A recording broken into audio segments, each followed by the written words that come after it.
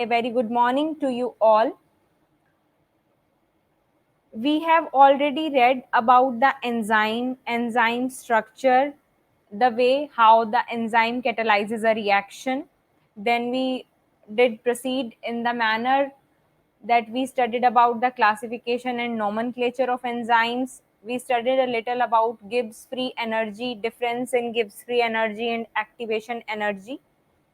Today, we will go in details of concept of activation energy. Rather than going theoretically, we will study about this in a graphical manner, because when you would have to draw the concept of activation energy, or you have to write about the concept, or when you have to visualize the things, then you must know the scientific basis behind those things.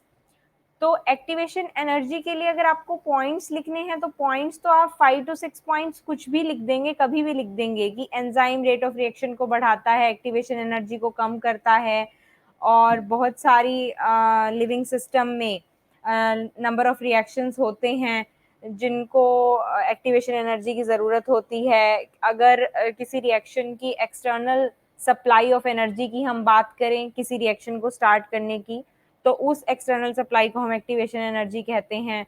You can be having so many points to write down, but there is no use of jotting down all these points अगर आपको ये ही नहीं पता होगा कि उसका पीछे scientific या ग्राफिकल बेसिस क्या है.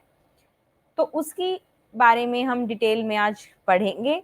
अदर देन दैट, कौन से फैक्टर्स एंजाइम एक्टिविटी को अफेक्ट करते हैं और कैसे अफेक्ट करते हैं, ये हम पढ़ेंगे. And then we have a Michaelis constant that is derived from Michaelis Menten equation. That is a very important concept from your NEET medical entrance point of view as well as from subjective exams, because a number of questions arises from that topic. तो उसको आप बहुत ध्यान से सुनेंगे, जो आपके doubts हैं उनको आप कमेंट डाउन करेंगे. Fine. Now moving on to our topic, enzyme kinetics and factors affecting enzyme activity. See, this is a diagram drawn to understand the concept of activation energy. We have a diagram on our left hand side. We have another diagram on right hand side of the slide. Talking about the very first diagram that is drawn on left hand side, see, energy released and energy consumed is depicted on y-axis. If I talk about positive y-axis, upwards arrow की तरफ जो जा रहा है, it is energy consumed. If I talk about negative y-axis, energy released के बारे में बता रहा है, arrow downward direction. Then on x-axis, what is there on x-axis? You have progress of reaction. आपका रिएक्शन का कितना प्रोग्रेस हो रहा है उसके बारे में आपको एक्स एक्सिस बता रहा है कि कब रिएक्टेंट थे, कब रिएक्टेंट के साथ एंजाइम मिला, उसने कॉम्प्लेक्स बनाया, उसके बाद उसने प्रोडक्ट्स बना दिए. All these things are progress of reaction, तो वो एक्स एक्सिस पे हैं. देखिए, रिएक्टेंट स्टार्ट हुआ, starting from the origin, that is 0 point जिसको हम बोलते हैं, जो कि इंटरफेरेंस है वाई एक्सिस और एक्स एक्सिस का. तो ओरिजिन से वो स्टार्ट हो रहा है, अपवर्ड डायरेक्शन में जा रहा है. वहां पे एक पर्टिकुलर पॉइंट पे हल्का सा कांस्टेंट होके it is coming down towards negative y axis, sorry negative, या down towards negative y as well as negative x axis. Fine. ये कंसेप्ट है एक्टिवेशन एनर्जी का, talking in terms of potential energy and progress of reaction. लेकिन इससे हमें चीज इतनी समझ में नहीं आई कि एक्चुअल में हुआ क्या. ये समझ में आया कि रिएक्टेंट्स थे, उसके बाद ऊपर की तरफ ग्राफ गया, वहां जाके कुछ स्टेट आ रही है, कांस्टेंट सी स्टेट आ रही है, उसके बाद नीचे आ रहा है ग्राफ, और नीचे होते होते एकदम डाउनवर्ड डायरेक्शन में जा रहा है जहां पे प्रोडक्ट रिलीज हो रहा है. But what is the detail about this thing? See, अगर आपको ये समझना है कि एंजाइम्स कैसे केमिकल कन्वर्जन्स करते हैं और इतना high rate of reaction chemical convergence में कैसे लेके आते हैं, तो हमें उसको थोड़ा और डिटेल में पढ़ना पड़ेगा। हमने पढ़ा है एक्टिव साइट के बारे में जो कि एंजाइम में प्रेजेंट होती है। नाउ जो आपका केमिकल कन्वर्ट हुआ है किसी प्रोडक्ट में, उसको हम सबस्ट्रेट बोलते हैं, ये भी हम पढ़ चुके हैं। तो जो एंजाइम्स हैं जिनको हम क्या बोल रहे हैं कि वो ऐसे प्रोटीनेशियस स्ट्रक्चर हैं, प्रोटीनेशियस 3D स्ट्रक्चर्स हैं जिनमें एक्टिव साइट होती है that is capable to convert a substrate into a product. इस ग्राफ के थ्रू विजुअलाइज करने की कोशिश करो कि मैं आपको क्या बता रही हूँ कि ये रिएक्टेंट्स हैं या सबस्ट्रेट है। इसके लिए एक्ट करने के लिए, इसके ऊपर एक्ट करने के लिए हमको एंजाइम चाहिए जिसके पास एक्टिव साइट है।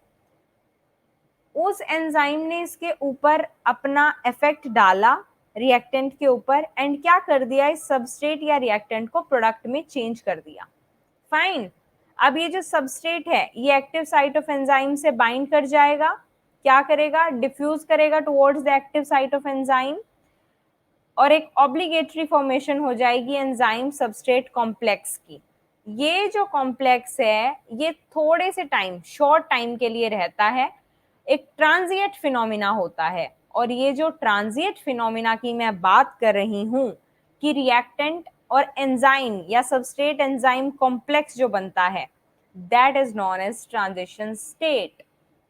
When the substrate binds to the active site of enzyme, a new structure of substrate is formed that is known as transition state. अब इस ग्राफ को देखिए, लेफ्ट हैंड साइड वाले ग्राफ को देखिए, जो ऊपर आपको एक कांस्टेंट सा पोर्शन नजर आ रहा है। जब रिएक्टेंस ऊपर की तरफ गया, रिएक्टेंस वाला ग्राफ, और ऊपर जाके वो कहीं थोड़ा सा रुका, that state is transition state. Okay.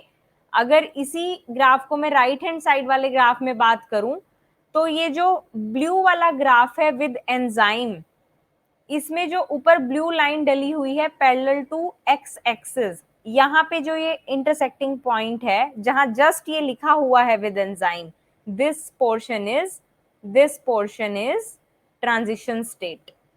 And similarly ये जो रेड वाला ग्राफ है, इसमें भी ऊपर जो पोर्शन है, दिस इज ट्रांजिशन स्टेट। लेकिन ये स्टेट कौन सी है, जहां पे सबस्ट्रेट के साथ आपका एंजाइम बाइंड करता है, that is transition state. Transition state बन गई, उसके बाद क्या हुआ, जो मॉलिक्यूल्स थे सबस्ट्रेट के, उनमें केमिकल चेंज हुआ, ब्रेक हुए बॉन्ड्स, बने bonds, and finally product release हो गया एक्टिव साइट से। और जो एंजाइम है उसने ट्रांसफॉर्म कर दिया सबस्ट्रेट के स्ट्रक्चर को एक प्रोडक्ट में। ये जो प्रोसेसेस हैं, इसमें जो पाथवे आप फॉलो करते हो for transformation of substrate into product, उसको हम so called transition state structure बोलते हैं। एंड ये कंसेप्ट एक्टिवेशन एनर्जी का वहीं से अराइज होता है, क्योंकि आपके रिएक्शन को जो एक्सटर्नल सप्लाई ऑफ एनर्जी चाहिए ताकि वो रिएक्शन प्रोसीड कर सके, that is known as activation energy. And seeing on the right hand side of graph, see energy released और यूज की बात हो रही है वाई एक्सिस पे, ये पोटेंशियल एनर्जी है। Potential energy is a concept from physics. You must have read about this. We are reading these things from 7th 8th class. तो पोटेंशियल एनर्जी है वाई एक्सिस पे, ये जो एक्स एक्सिस है यहाँ पे प्रोग्रेस ऑफ रिएक्शन है, ए plus B कौन था, कोई सबस्ट्रेट था ए प्लस बी, उसके ऊपर एंजाइम ने एक्ट किया, एक ट्रांजिशन स्टेट आई जहां उसका कॉम्प्लेक्स बना और उसके बाद वो कन्वर्ट होके प्रोडक्ट में चला गया। एक्टिवेशन एनर्जी का जो डिफरेंस आया वो कैसे आया, जो विदाउट एंजाइम वाला ग्राफ है उसको देखो, that is having higher peak point. Without enzyme वाला ऊपर की तरफ जा रहा है ना, पीक पॉइंट उसका बड़ा है विद एंजाइम वाले के कंपैरिजन में। विद एंजाइम को देखो, लोअर पीक पॉइंट है, नीचे की तरफ ग्राफ है। कहने का मतलब क्या है कि ये जो एक्टिवेशन एनर्जी है ये विदाउट एंजाइम है, मतलब एक्स एक्सिस की जो ब्लैक लाइन है इससे लेके ये डॉटेड रेड लाइन तक, ये एक्टिवेशन एनर्जी है विदाउट यूजिंग एंजाइम। वहीं जो ब्लू वाला ग्राफ है वहां पे जो ब्लैक लाइन है और ब्लू लाइन है, इसको देखो, इसके बीच में जो ये डिफरेंस है that is the difference of activation energy with enzyme. तो अब आप देख पा रहे हो, आप समझ पा रहे हो कि कितना डिफरेंस क्रिएट हो जाता है विद एंजाइम और विदाउट एंजाइम। विदाउट एंजाइम आपकी एक्टिवेशन एनर्जी हाई है, उसका पीक पॉइंट ज्यादा है, लेकिन विद एंजाइम आपकी एक्टिवेशन एनर्जी कम है, उसका पीक पॉइंट कम है। Okay, now moving on to the factors affecting enzyme activity. See, ये जो मैंने आपको ग्राफ बताया है, this is a very important graph. आपको ये पता होना चाहिए कि ग्राफ का पॉइंट पीक्स कहाँ पे हैं with enzyme and without enzyme, क्योंकि इसके बाद हम लोग अपने नेक्स्ट सेशन में पढ़ेंगे about the concept of enzyme inhibition. वहां पे आपको चीजें तभी समझ में आएंगी जब आपको इसका बेसिक पता होगा एक्टिवेशन एनर्जी वाले कंसेप्ट का। If still things remain unclear to you, do comment down what problems you face and we will then discuss. Then उसके बाद you have factors affecting enzyme activity. Enzymes are proteins with tertiary structure. Any change in tertiary structure would affect the activity of action of enzymes. Factors which can affect enzyme action are as follows. क्या लिखा है मैंने कि enzyme जो हैं वो proteins होते हैं टर्शरी स्ट्रक्चर के। अगर उसके टर्शरी स्ट्रक्चर में कुछ भी चेंज आएगा तो उससे एंजाइम एक्टिविटी पे फर्क पड़ेगा। जो एक्शन ऑफ एंजाइम है उसकी एक्टिविटी इफेक्ट होगी अगर उसके टर्शरी स्ट्रक्चर पे फर्क पड़ेगा। तो कैसे इफेक्ट होगी, एक जनरल एग्जांपल देती हूँ। Usually girls go for hair straightening. Hair straightening के लिए हम लोग जाते हैं पार्लर में। तो व्हाट हैपेंस देयर इज कि आपको नॉर्मली आपके पेरेंट्स बताएंगे, मम्मी बताएंगे, कोई फ्रेंड बताएगा या कहीं से हो सकता है आपको खुद पता हो, तो ये कहा जाता है कि हेयर स्ट्रेटनिंग जो है वो आपको ज्यादा नहीं करानी चाहिए, उससे बाल खराब होते हैं। रीजन बीइंग, आपके बालों में क्या है, आपके बालों में प्रोटीन है दैट इज केराटिन। वो जो प्रोटीन है वो डीनेचर हो जाता है ज्यादा हाई टेम्परेचर पे। ऐसे ही ये भी बोलते हैं कि आपको अपना सिर ज्यादा गर्म पानी में नहीं धोना चाहिए। क्यों? क्योंकि बाल हैं आपके सिर के ऊपर, ज्यादा गर्म पानी डालोगे तो खराब हो जाएंगे। वो खराब होने का मतलब क्या है, खराब हो जाएंगे किसी लेमैन पर्सन के लिए जिसने साइंस नहीं पढ़ी है उसके लिए। But for you people what you should understand कि क्यों हेयर स्ट्रेटनिंग से इफेक्ट होता है, क्यों ज्यादा हाई टेम्परेचर पे ज्यादा लॉन्ग टाइम के लिए हेयर ड्रायर्स को यूज नहीं करना होता।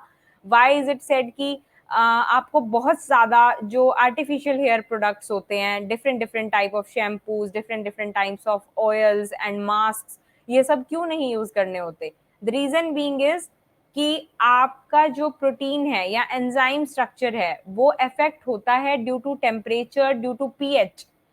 तो जो आर्टिफिशियल प्रोडक्ट्स आप यूज करते हो उनके पीएच आपको नहीं पता कि क्या है। अगर आप उसकी कॉन्स्टिट्यूएंट्स भी देखोगे तो आपको पता चलेगा, then you would get to know कि नॉर्मल पीएच रेंज क्या है और देखो इसमें पीएच रेंज क्या है, तो वो कैसे आपको इफेक्ट कर रही होगी if you use those things regularly.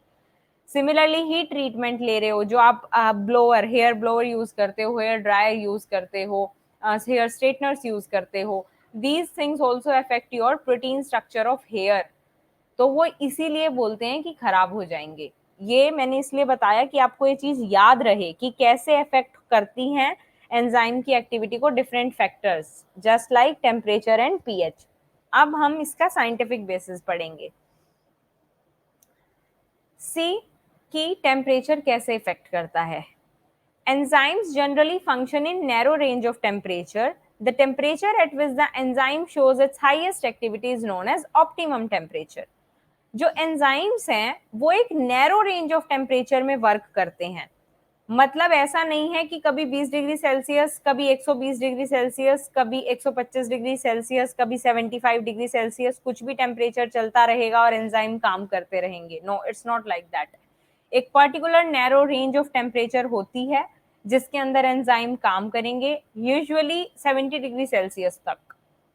उसके बाद जो अगर आपने उसके साथ कुछ छेड़छाड़ की तो उसकी एक्टिविटी में डिफरेंस आ जाएगा। तो जो टेम्परेचर जिस पे एंजाइम अपनी हाईएस्ट एक्टिविटी शो करते हैं, जहां सबसे अच्छा रिएक्ट करेंगे, सबसे अच्छा बिहेव करेंगे, that temperature is known as optimum temperature.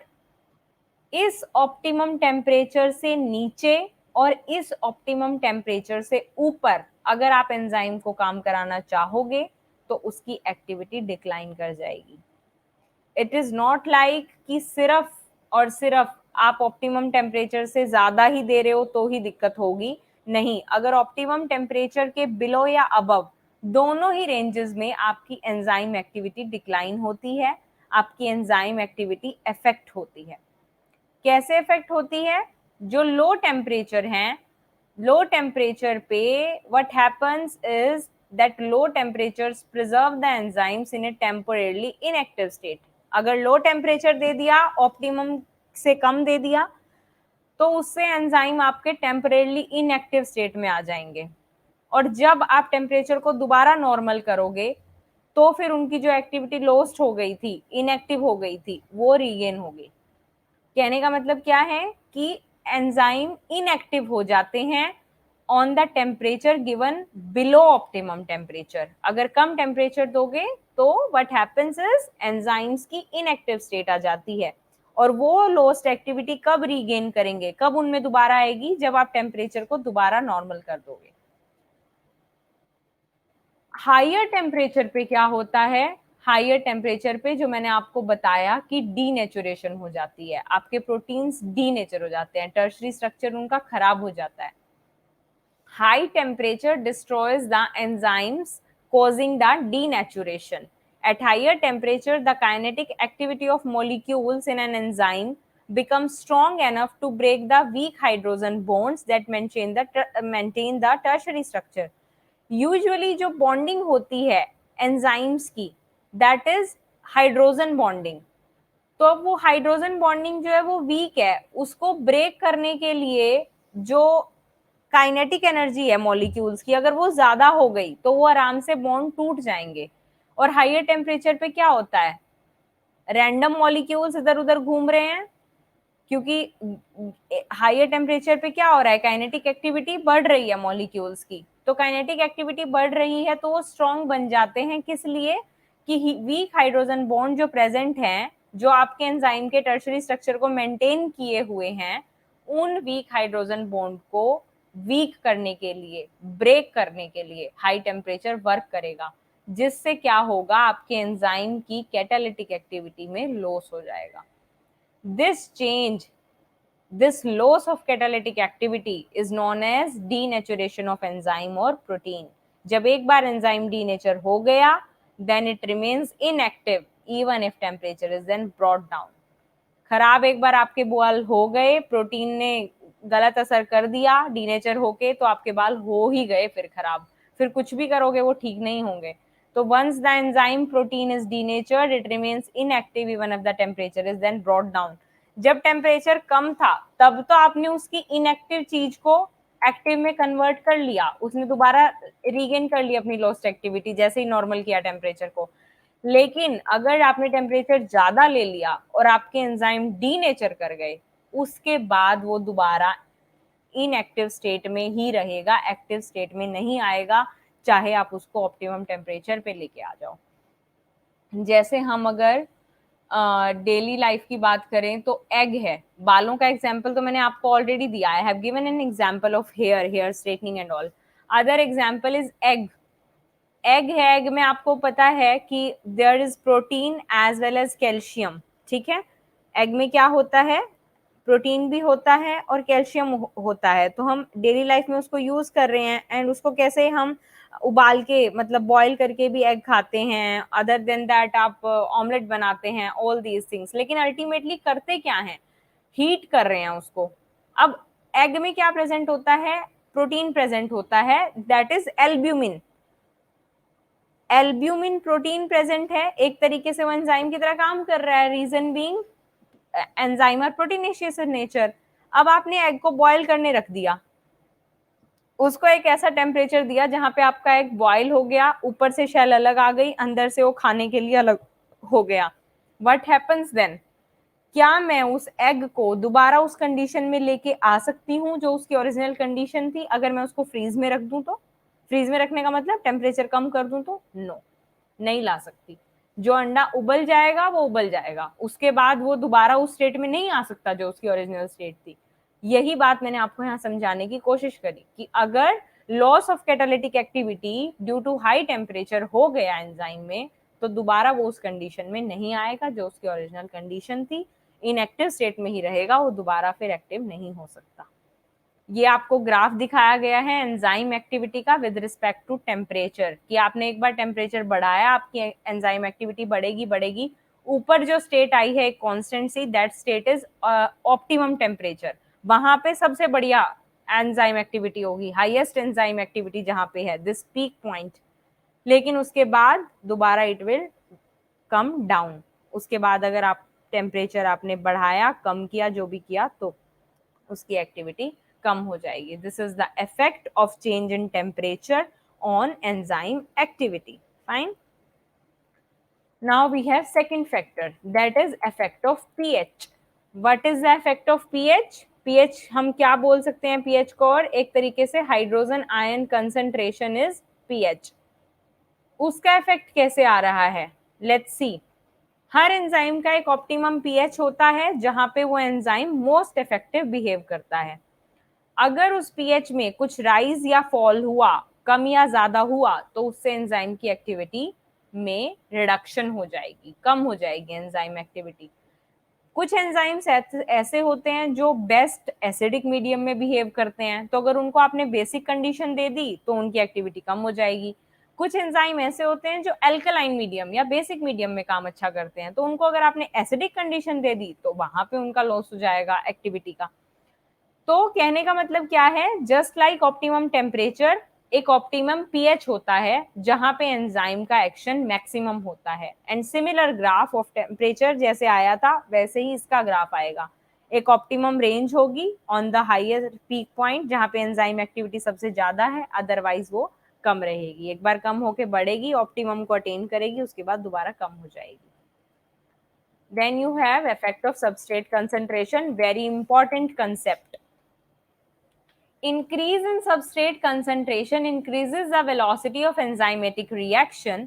The reaction ultimately reaches a maximum velocity which is not exceeded by any further rise in concentration of substrate. क्या बोला इसने?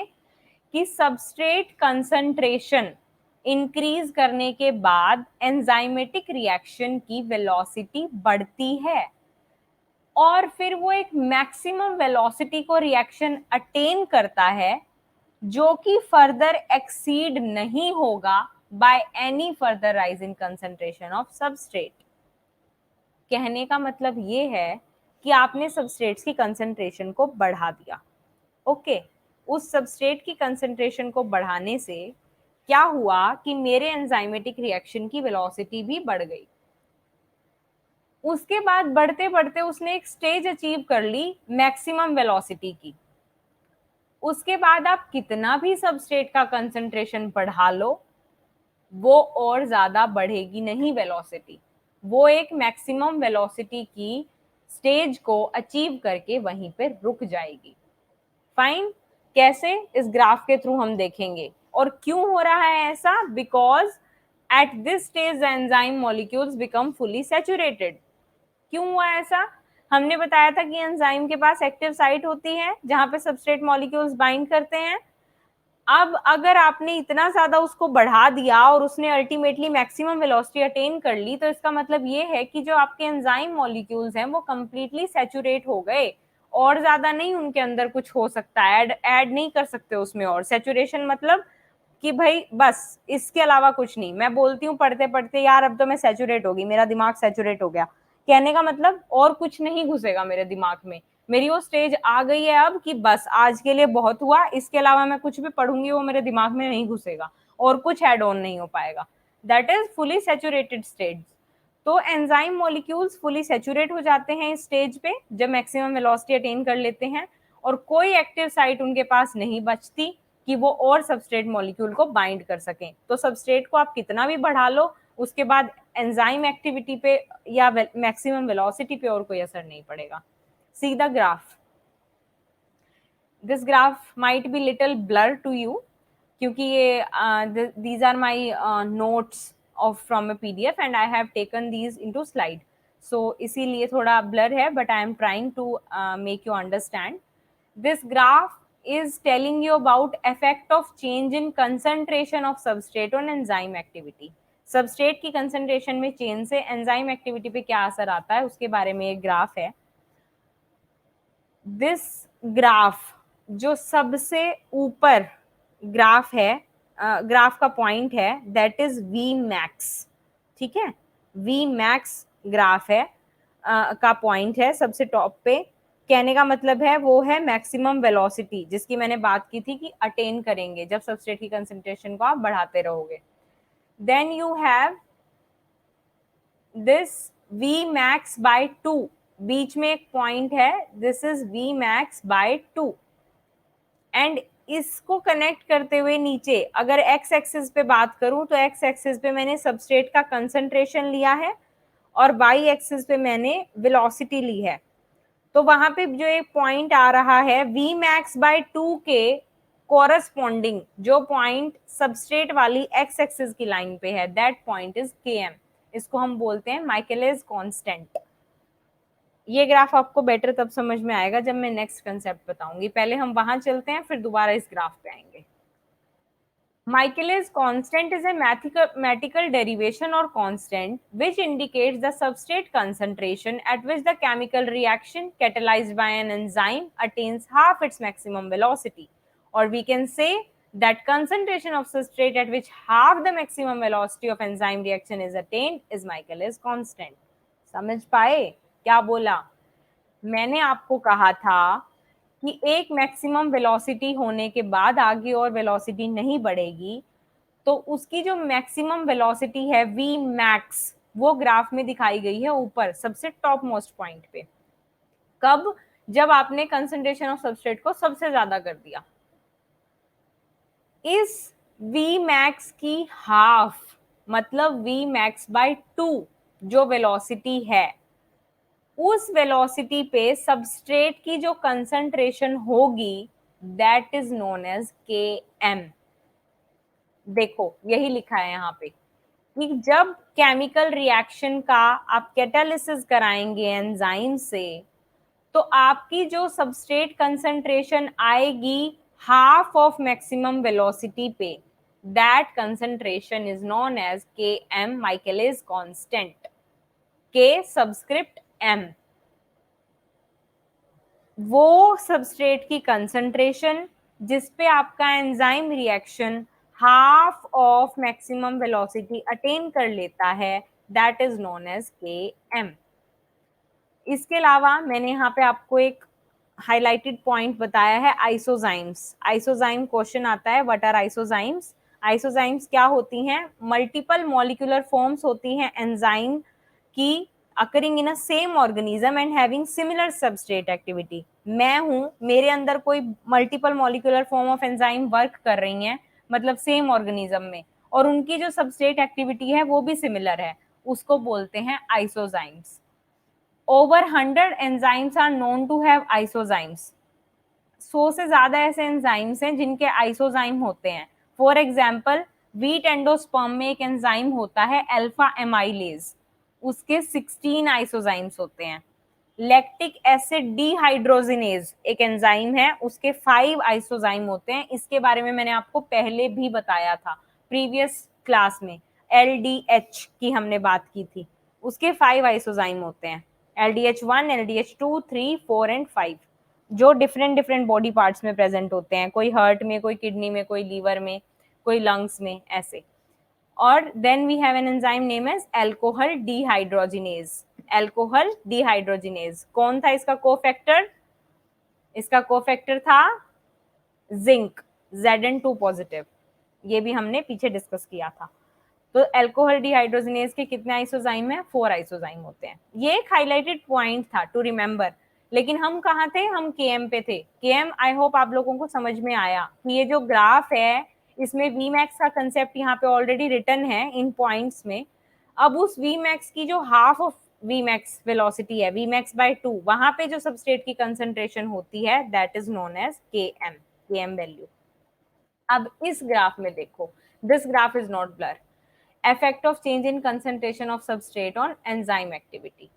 रिएक्शन वेलोसिटी वाई एक्सिस पे दी हुई है, substrate की concentration x axis पे दी हुई है। के एम वैल्यू कहाँ पे आई, सबस्ट्रेट कंसंट्रेशन का कौन सा पोर्शन के एम है, जहां पे आपकी वेलोसिटी वी मैक्स बाय 2 है और ऊपर क्या है, वी मैक्स है।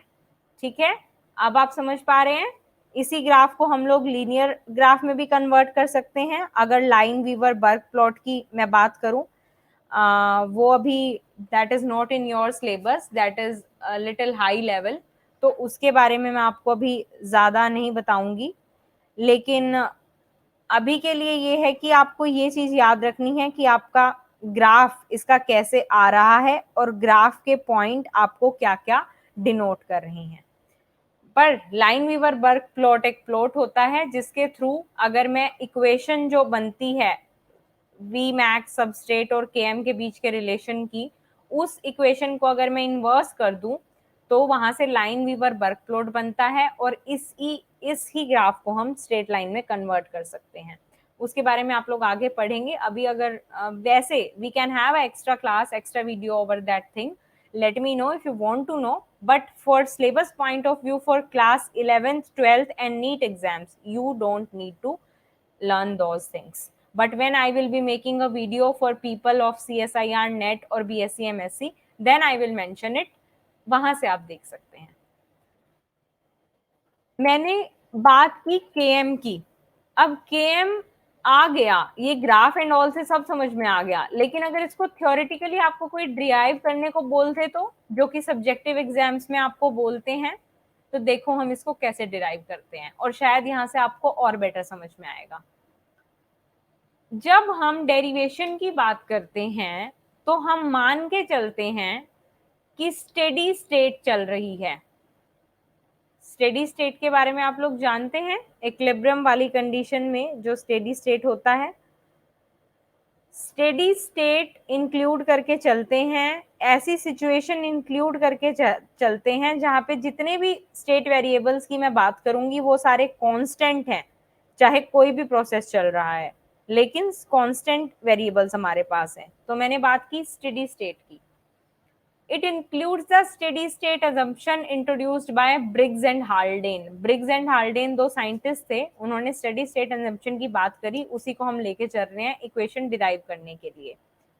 मान के चलती हूं कि फॉर्मेशन हो गया और ब्रेक डाउन हो गया एंजाइम सबस्ट्रेट ES का, and concentration of product P की कंसंट्रेशन बिल्कुल नेग्लिजिबल है और रिवर्स रिएक्शन जो है उसको मैं इग्नोर कर सकती हूँ, ऐसा मैं मान के चलती हूँ।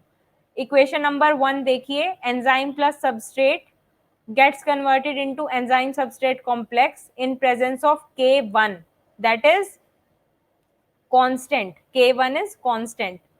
Then you have enzyme substrate getting converted into enzyme plus product, that is K2, equilibrium constant 2। वापसी की अगर मैं बात करूं एंजाइम सबस्ट्रेट से एंजाइम प्लस सबस्ट्रेट बनने की, तो उसको मैंने बोल दिया कि जो ये K2 तो मैंने ले लिया, माइनस K2 भी बोल सकती हूँ इसको, लेकिन इसको मैंने नेग्लिजिबल मान लिया। क्यों इग्नोर कर दिया? रीजन बीइंग प्रोडक्ट की कंसंट्रेशन को हमने नेग्लिजिबल माना है कि वो है लेकिन इतनी है कि मानने लायक नहीं है। ठीक है, अब देखिए equation number 1.1, V naught is determined by breakdown of ES to form product which is determined by ES concentration।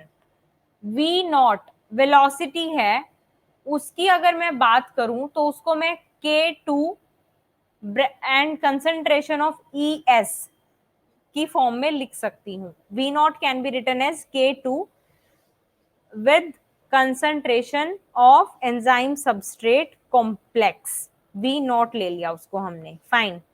मान लो कि टोटल एंजाइम कंसंट्रेशन ET है, फ्री या अनबाउंड एंजाइम जो है वो अब क्या हो जाएगा ET, मतलब टोटल एंजाइम कंसंट्रेशन में से एंजाइम सबस्ट्रेट की कंसंट्रेशन को सब्सट्रैक्ट कर दो, ET माइनस ES, वो है फ्री या अनबाउंड एंजाइम।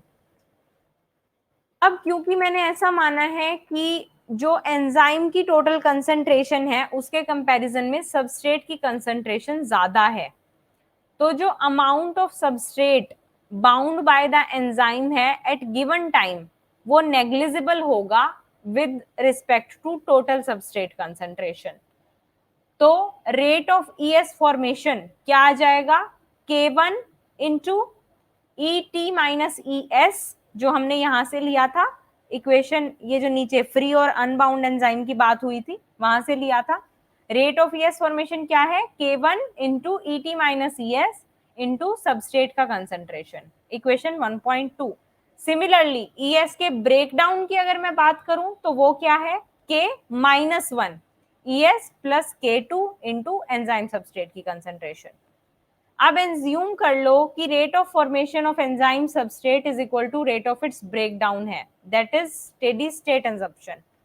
तो वहां से इक्वेशंस को हमने इक्वल कर दिया 1.2 और 1.3 को, और ये नई इक्वेशन आ गई 1.4। उसको सिंप्लीफाई कर लिया, 1.5 इक्वेशन आ गई, उसको मल्टीप्लाई कर दिया K1 ES इंटू एस से, तो हमारे पास एक और नई इक्वेशन आ गई, इक्वेशन 1.6। अब ES के लिए, ES की वैल्यू, एंजाइम सबस्ट्रेट की वैल्यू निकालने के लिए, एंजाइम सबस्ट्रेट की कंसंट्रेशन की वैल्यू निकालने के लिए सॉल्व करो इस इक्वेशन 1.6 को। जब आप सॉल्व करेंगे तो इक्वेशन 1.7 आएगी। अब रेट कांस्टेंट्स को एक एक्सप्रेशन में कंबाइन कर दो। रेट कांस्टेंट्स कौन होते हैं, K1 K2, ये सारे, उनको एक ही एक्सप्रेशन में कंबाइन कर दो।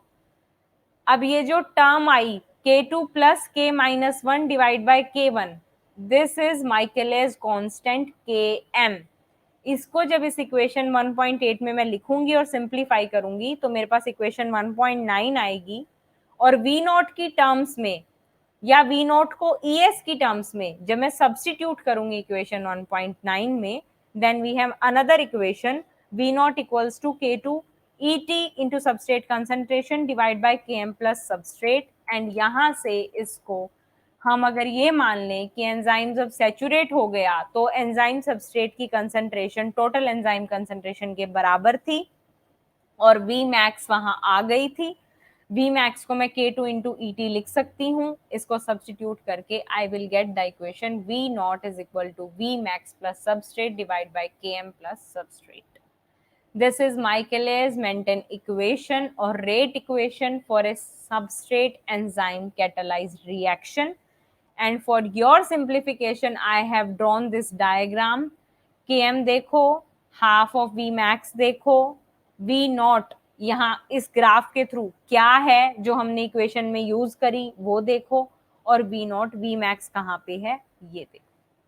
This is done for the day. This derivation needs to be remembered. I know it's little cramming portion and theoretical, लेकिन अगर आप ग्राफ और पहले वाली चीजों के थ्रू इसको विजुअलाइज करने की कोशिश करेंगे, then you will get to know कि हमने इसको कैसे डिराइव किया। In our next upcoming session, we will be having a discussion on enzyme inhibition, where we will read about competitive, non-competitive, uncompetitive inhibition and irreversible inhibitions. You need to subscribe, comment down your doubts, and share the channel of Ishita's Botanic. And thank you. We are done for the day. Happy learning.